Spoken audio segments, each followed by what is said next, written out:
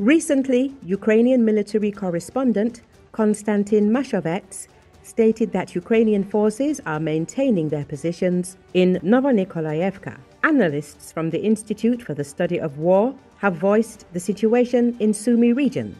Thus, one of the Z publics associated with the northern group of Russian forces reported that the Ukrainian armed forces pushed back Putin's army between Kondratovka and Andreyevka. In this area, the enemy was surrounded by a water barrier on 3 sides at once. At the same time, some Russian war correspondents claim that the Russian armed forces are advancing near the international border in the Lukashovka area. On August the 3rd and 4th, Putin's army carried out a series of attacks on Ukrainian positions in the Kondratovka and Yunakovka areas. Mashovets writes that Ukrainian forces counterattacked in the Andreyevka and Kondratovka areas. According to Mashovets, units of the 11th and 83rd Airborne Brigades are operating in the area of Yablonovka, Vodolagi and Varachino. Detachments of the 76th Airborne Division have been spotted in the area of Yunakovka. Occupiers from the 30th Motorized Rifle Regiment are also present in the Sumy region. Recall, recently, Ukraine has liberated the village of Kondratovka in the northern Sumy region. The operation was carried out by military units and formations of the Ukrainian Armed Forces operating under the Kursk group of forces.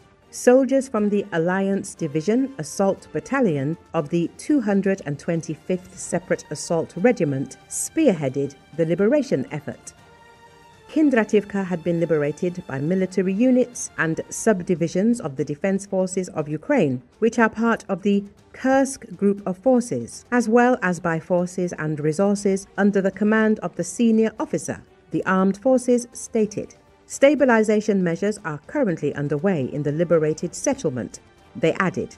Earlier, Commander-in-Chief of the Armed Forces of Ukraine, Oleksandr Syrsky, declared that Ukraine will no longer rely solely on static defense, but will integrate active defense with targeted counterattacks and scale up dedicated assault formations, with plans to broaden these units as implementation allows. We will not just stay in a blind defense, because that brings nothing and ultimately leads to retreat, losses of personnel and territory.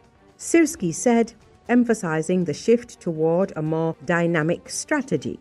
He noted that where possible, Ukrainian forces will strike the enemy, conduct counterattacks, and advance where weak points in the adversary's defenses are identified. Reports show that this active defense approach contributed to the recapture of 115 positions in April 2025, thanks in part to homegrown long-range deep strike drones and precise counterstrikes that disrupted Russian advances. For this, we have created and are scaling assault troop units, separate detachments and regiments formed at the outset of the Kursk operation.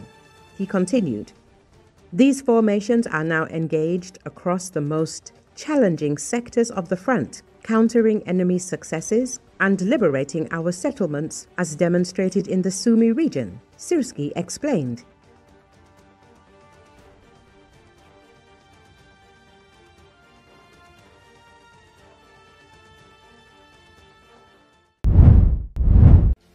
Hundreds of remote homes are being threatened by a massive wildfire burning through Los Padres National Forest in central California. According to Associated Press, at least 3 people have been injured, including a motorist with burn injuries who was overrun by flames. Officials say the Gifford fire spans more than 100 square miles of Santa Barbara and San Luis Obispo counties. The blaze grew out of several smaller fires that erupted Friday along State Route 166 between Santa Maria and Bakersfield. More than 1,000 firefighters working in hot and dry conditions are scrambling to make progress against the flames.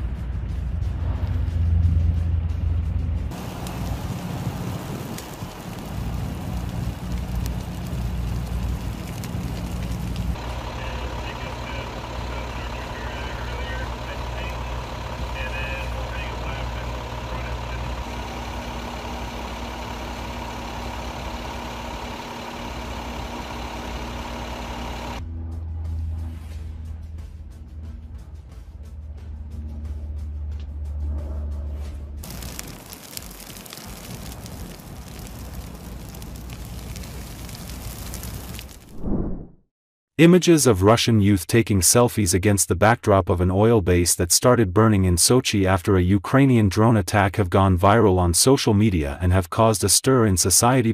Two girls and a boy are laughing, taking content in front of a burning object, taking selfies, and approaching the incident with irony. Immediately after the footage was released, Russian State Duma Deputy Elena Mizalina publicly condemned their behavior. Law enforcement agencies then took action. Kremlin-affiliated police found the young men and made them apologize on camera.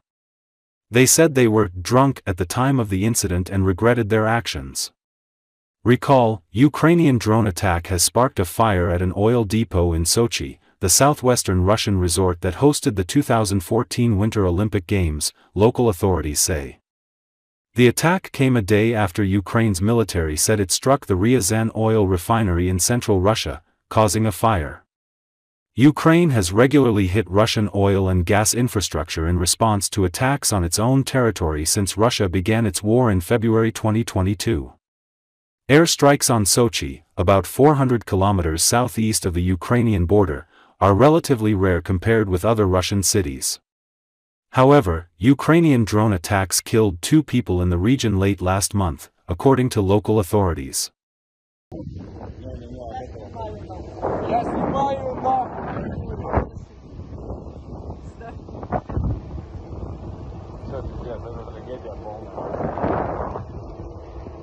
Кто снимал из вас на видео? Я 3 августа снимала видео в социальную сеть TikTok со своими друзьями. Кому пересылали видео? Присылали видео на работу. В состоянии алкогольного опьянения находились? Да. Цель какая была?